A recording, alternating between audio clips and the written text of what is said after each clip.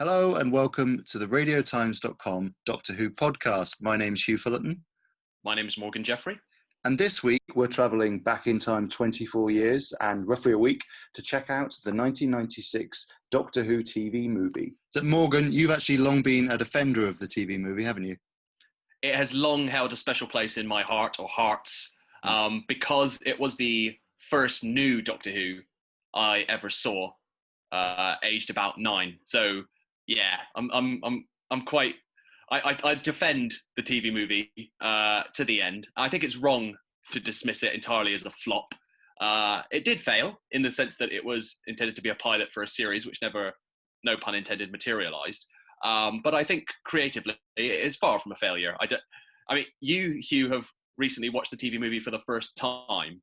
Yeah, so what did you make of it? This is the interesting thing. I'd never seen it. I'd seen bits of it and I knew the story pretty well actually, but I'd never actually just sat down and watched the whole thing end to end.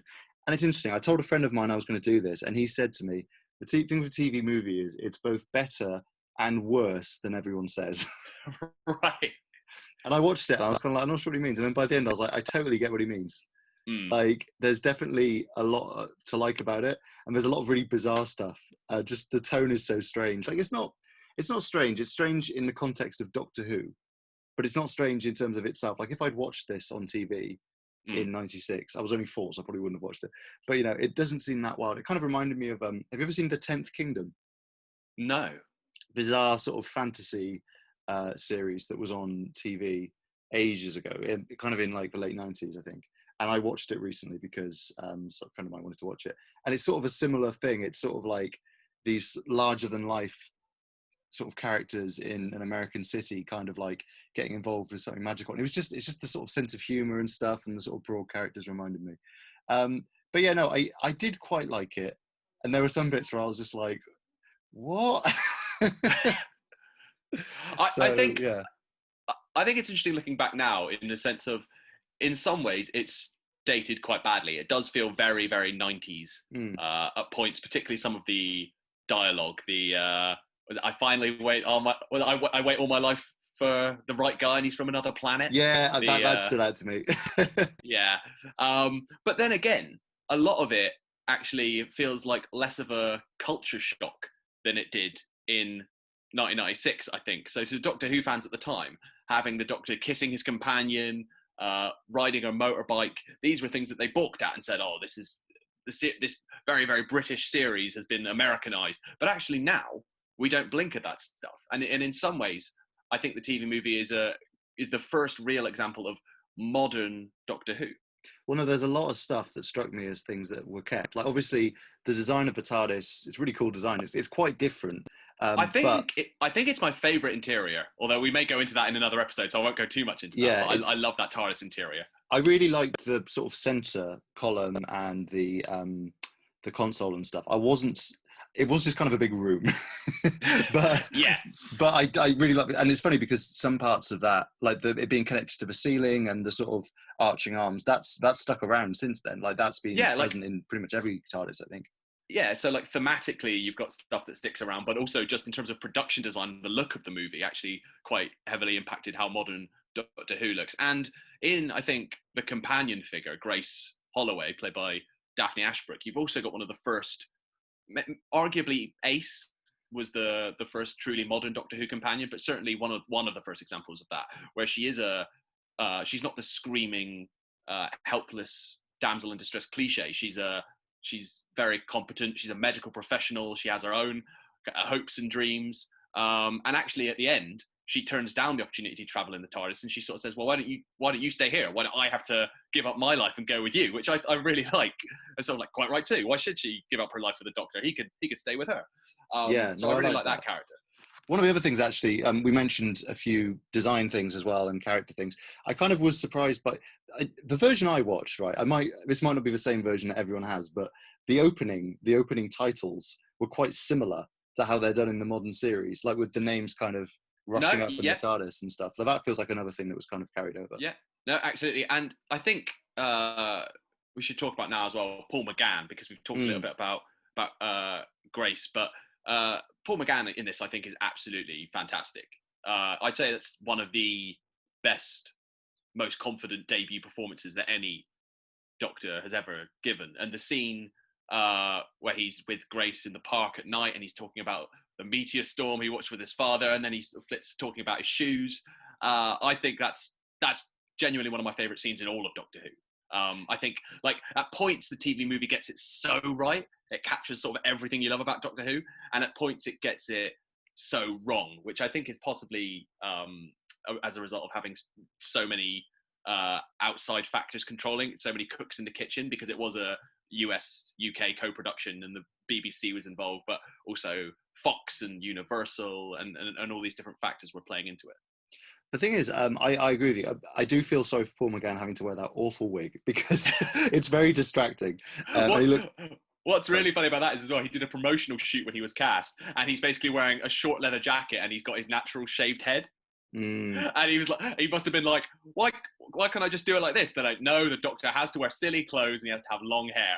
And then a few years later, he sees Christopher Eccleston doing it. He's like, oh, for goodness sake, come on. I know. And he got to keep his natural northern accent, which Paul McGann didn't. He must have been fuming. Imagine Christopher Eccleston with the wig, the Eighth Doctor wig, just like cascading. That would be, to be honest, I would have watched that. Having introduced the War Doctor, we've now been cruelly robbed of a regeneration scene where, for just a brief second, you see the Ninth Doctor with the Eighth Doctor's wig. What a shot. I think, seriously though, the thing you said about interference is interesting as well, because I was reading up on that after I watched it, and it just seemed like it would have been quite a difficult production. Like, I remember, like, BBC wanted one person to play the Doctor, you know, Fox or whoever wanted someone else. But actually, I think considering that, it's surprisingly, like, faithful to the TV series. Like, obviously they have Sylvester McCoy, they connect the Doctors, which is more than the revived series ended up doing. I sort of see why the revived series didn't do it, because it's sort of confusing to have a Doctor and then another Doctor. But weirdly, the Doctor is sort of his own John the Baptist figure kind of in this. Like, he's his own Obi-Wan Kenobi. He's like the mysterious old guy who turns up, tells everyone something's wrong, and then dies, and then the hero comes in and sort of, right, like, the Doctor gets to be both.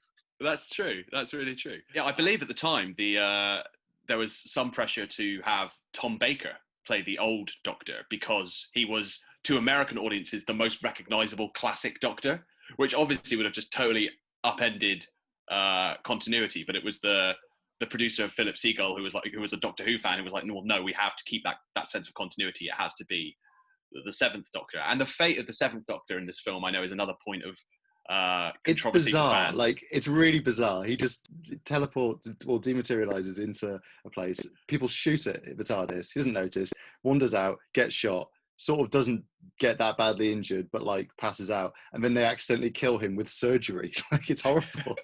It's a very ignominious end. It is a very ignominious end. Again, though, in its defense, what I will say is I don't think it's the grandest exit any Doctor's ever had. But I quite like that the Seventh Doctor, who is famously the master manipulator, the person who sees everything coming, he's pulling all the strings, just one time doesn't check the TARDIS scanner and gets shot by a passing bullet. I actually quite like that it plays into these ideas of fate, that this guy who was always pulling the strings, always saw everything coming, the one time he just forgot to check, he just gets caught in the middle of a crossfire. And there's a kind of a poetry to that, which probably isn't intentional, if I'm honest, but if you can think about it in that way. Definitely. I think it's one of the things I liked about it, and actually one of the things I always thought about it even before I'd seen it, was it's surprisingly coherent within the history of the show. Like, the tone's a bit strange, and it's a bit more sort of like sweeping and 90s, and it's got that sort of like orchestral sort of 90s score that is quite funny. It's difficult to describe, but it just sort of totally locates it. But it totally fits within the history of the show. Like, I don't think there's not particularly that many continuity areas. Obviously, there's the whole half human on his mother's side thing, which I've read about so many times. I assume was a huge important plot point. It's bizarrely unimportant. Like, yeah, like it's thrown in there and presented as if it's important, but then turns out to not be important to the plot. I think it's the Eye of Harmony can only be opened by a human eye for some reason. Luckily, the Doctor has one, so he can use it. And then the Master, unfortunately, the only thing that changed about Bruce when he possessed him was his eyes. And then also when he separately possessed Grace, which he apparently didn't need to do with anyone else at any other point, meant that her eyes weren't normal, so he could turn her eyes normal, so then she could not be possessed. It feels like someone realised late on that they needed a reason why the Master wouldn't just look into the Eye of Harmony himself, or why... Yeah. Like, and they really retrofitted it in, because it makes no sense. It's interesting because there's a lot of jargon and a lot of stuff about atomic clocks and all this stuff that's like, but all that's kind of window dressing. And when you boil it down, the plot of the TV movie is essentially this dying villain wants to possess the body of the hero and take his body, and so that's a fairly simple plot to follow. It's just that it's kind of dressed up with all these added unnecessary complications. And it's interesting as well that, like you say, to some, and I imagine this is again a reflection of all those competing outside factors. The idea that to some extent it's this huge, shocking reinvention of Doctor Who, at least at the time, where the Doctor is suddenly this romantic hero who cops off with his companions, and yet in some other ways it's straining so hard to tie itself to the mythology of the series and to be faithful. So bringing back Sylvester McCoy, there's just bits where, like the opening monologue, which they're going, right, how are we going to welcome a fresh pair of eyes, a new audience to this? And Russell T Davies in 2005 went, I'm just going to start with Rose in her bedroom. That's something, she's a shop girl. That's something everyone can relate to. The TV movie has a monologue from Paul McGann saying, it was on the planet Skaro that my old enemy, the Master, was finally put on trial. And it's like, what is, like, if you don't know what he's talking about, you don't know what he's talking about. And it opens in like deep space. And it's like the worst possible way of welcoming an audience in. Something I was curious about was what, as a new viewer to the TV movie, what you made of Eric Roberts as the Master. I actually quite liked him. I know you're a big fan. He's I think, can't confirm this, I think he's the buffest Master, because you see him with his shirt off quite early on, and I was like, man, Bruce was hitting the weights, and I feel like you don't have enough ripped Masters in. I mean, I can't speak for how shredded Sacha Dhawan is after a few rounds in the gym, but I was struck by that. But apart from that, I was listening out for the I always dress for the occasion. Yeah. I thought he was pretty good. Like, I quite like, weirdly, having an American Master. It kind of works. I think it works in that idea of the Doctor in this is very English. In a way the Doctor isn't always, and so the whole idea he's this kind of, I mean, he's not, because he's an alien, but he's kind of played within it as this English interloper who doesn't really understand American things, and so having an American villain kind of works. And also I think Eric Roberts is way better than he gets credit for often as the Master. And I think the one thing people always quote is, I always dress for the occasion, which once they put him in that ridiculous outfit, those sort of Time Lord ceremonial robes, he is then noticeably more over the top and more hammy, almost as if he went, right, you're putting me in this, well, I'm gonna go for it then. I see what you're looking for. Looking for. I look ridiculous. I don't have any dignity left. I'll just go for it with this. Whereas prior to that, when he's kind of in Terminator mode with the leather jacket and the sunglasses, he's actually pretty restrained and quite chilly. I love the scene in the hospital where the nurse says, oh, Bruce, you're sick. And he says, thank you. And also the moment where Grace is asking to the Doctor, does she kiss as good as me? And he corrects her grammar and says, as well as you. And just little things like that, which feel very much like the Master. Yeah. Like something you could imagine Roger Delgado doing. So actually, I feel like every so often it gets a little out of control, but I think that performance is way better than people give it credit for or remember it being. Speaking of, things that are accessible on lots of viewers, how bizarre must it have been, if you've never seen Doctor Who, for him to come out in that weird outfit with the collar, like with no context given for what that's supposed to be? It must have been so weird. It's like, oh yeah, I've just got changed. Like, why? Where did you get those? Are they for doctors? And even the Doctor comments on it within the plot, as if they realise how ridiculous he was. He's like, you had time to change. They even acknowledge how strange it is that the Master changes his clothes in the final act. Yeah. And again, the fact that they went to the effort of having him wear Gallifreyan ceremonial robes, quite similar to the ones we saw in The Deadly Assassin. But on the other hand, they really don't pay attention to kind of crucial things about Doctor Who, like the fact that the Doctor is half human. Apparently, it's just kind of thrown in there with relatively little care. It's a very strange hodgepodge, I think, TV movie. Tell you one thing that I really liked as an idea, which I feel like hasn't been done that much in the TV series. I did quite like that the sort of big location, the big final battle was in the Tardis. Like, I know it's like I know the TARDIS is presented slightly differently, I'd say, in this. Like, it's very sort of stone and wood and more like a building. But I quite like the idea of this thing, because the TARDIS is massive, and like obviously we basically, apart from sort of special episodes like Journey to the Center of the TARDIS, or a couple of others, we see rooms in the TARDIS, like the Doctor's in the Zero Room floating around, or he goes to the wardrobe or something. But we kind of don't have that much sort of epic action within the TARDIS, and it's big enough. They could put some in there. I kind of loved that they used it as a big set. Like, it's just something I'd not really thought about, but I was like, yeah, the series never actually does that, like, to the best of my knowledge. And I thought it was kind of a cool thing. And I liked seeing more of the TARDIS, even though, like, I was sort of like, does Jodie Whittaker's version still have like a cloister, like somewhere, like that people could visit? I mean, I think that I'd be quite interested to see that. But yeah, there's a lot of things, individual ideas, obviously some of which have since turned up in the series, so you kind of don't think of them that much. Like, weirdly, I was thinking about the motorbike and ambulance chase, and I was thinking, oh, it's funny because I did a motorbike chase in Spyfall, and like this was a sort of cinematic motorbike chase before that. But then there's also a few things like that where there are ideas that we used and then haven't been used again, and you sort of think, you know what, I wouldn't mind that. I think that's kind of not a bad idea. It's quite interesting. And again, going back to what you were talking about the Eye of Harmony, that's another example of where they sort of got it right, but sort of didn't. In that the Eye of Harmony is something that was referenced in the show previously in the Tom Baker era, but was very clearly established as being on Gallifrey. I thought it was. Yeah. And it's now suddenly in the Doctor's TARDIS for some reason. And fans have tried to work out how that connects, and maybe that's just the Doctor just has a kind of like that's something that links the TARDIS to the actual Eye of Harmony. It doesn't entirely.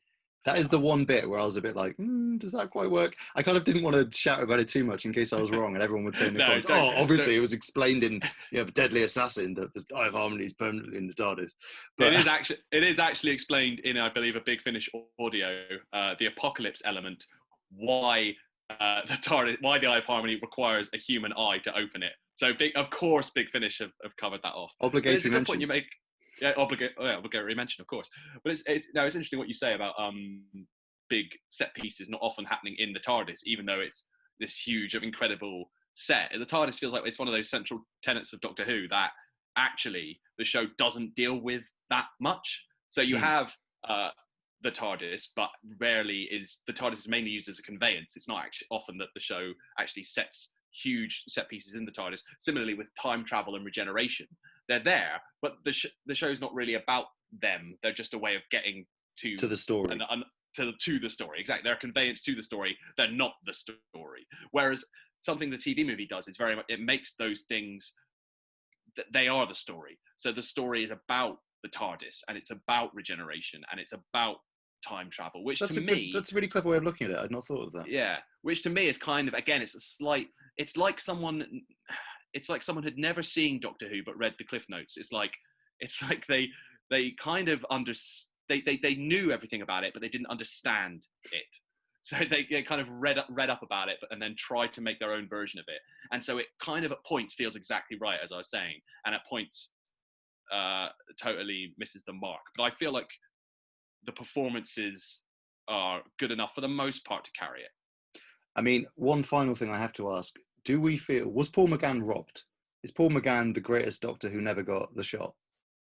I think he is. I think, as I was saying, I think that's one of the best.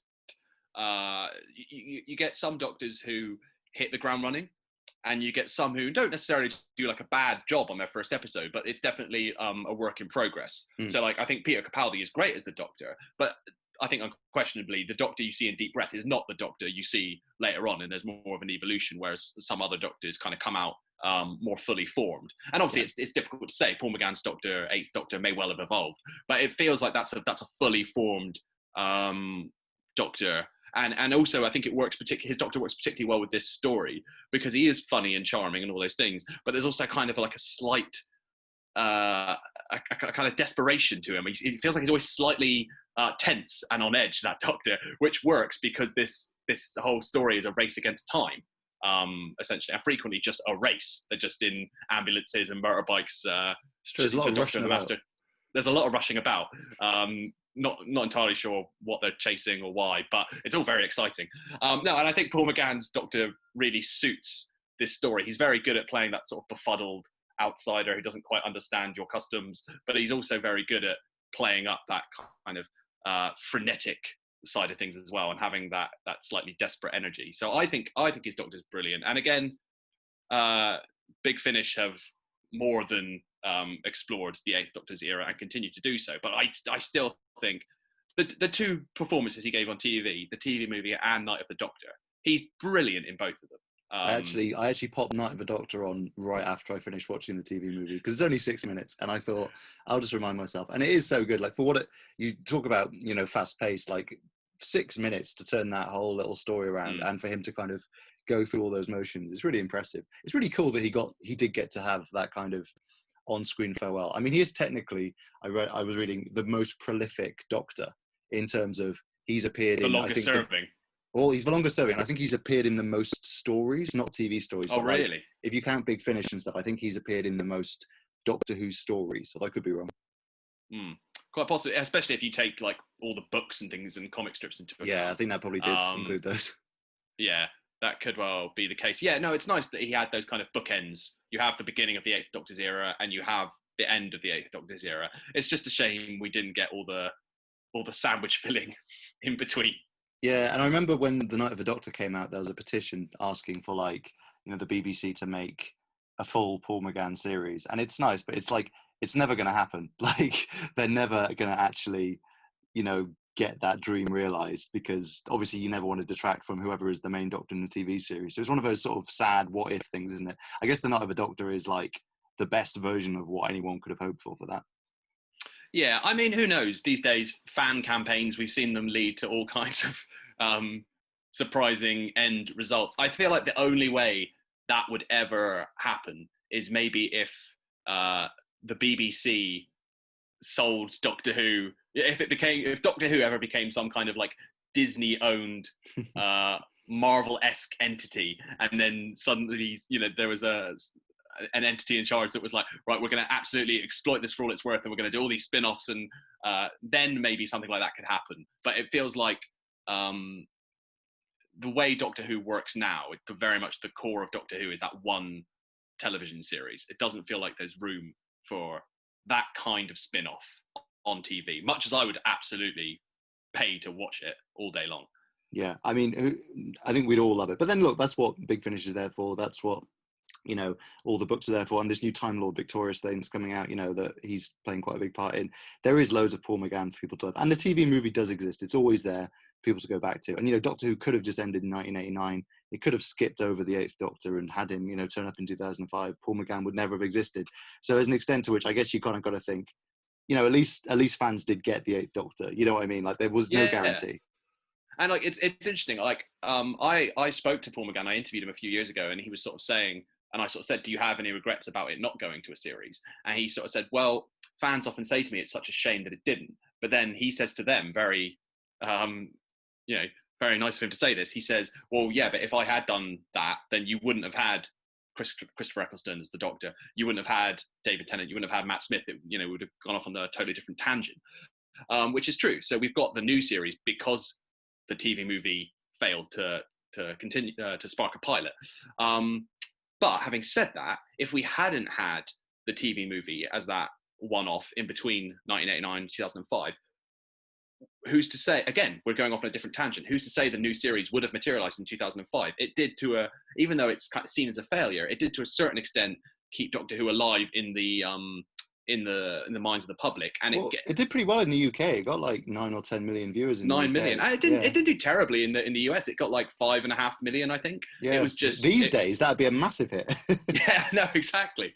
But I think as much as it didn't spark a series, and so it's seen as a failure in that extent, it definitely at the time it gave the brand of Doctor Who, if you like, a real injection of fresh energy, because you'd had several years of books and spin-off material featuring the Seventh Doctor, and then suddenly, because there wasn't a TV series, you had this whole new Doctor that you could tell new kinds of stories with in books, in audio, and so on. So if there hadn't been the Eighth Doctor, who knows if Doctor Who would have come back in 2005. Ooh. Temporal distortion, who knows? Was it temporal orbit? was various sci-fi terms from the film. Yeah, I mean, I think maybe that's a good legacy for TV movie to have, right? Like it, for what it is what it is, and it's also to an extent we wouldn't have Doctor Who as it is now without it, or Doctor Who as it was 10 years ago or 15 years ago, and also just in bringing Paul McGann to us all, I think we can take a lot of blessings from it. Absolutely, I agree. It's imperfect, but it kept the flame alive, and it gave us Paul McGann as the Eighth Doctor. So very nicely and more succinctly put than whatever I was wondering about. Well, listen, thanks for listening. This is what we've had time for this week, time and space for. Hey, that kind of works. I should do that more often. Next week, we're hoping to take a look back at the pilot, Peter Capaldi and Pearl Mackey's team up episode, because we've learned some new things about that recently. But if we do something else, pretend you didn't hear this. If you want to listen to more Doctor Who podcasts, there's loads on the radiotimes.com YouTube channel. If you want to read our Doctor Who content, we have a whole host of exciting news stories and features and whatnot on radiotimes.com, and loads of fun quizzes and stuff as well. So all the Doctor Who stuff you could want. But as you quickly rush over to that tab to read all that stuff, I'll just say goodbye. I've been Hugh Fullerton. I've been Morgan Jeffrey. Goodbye.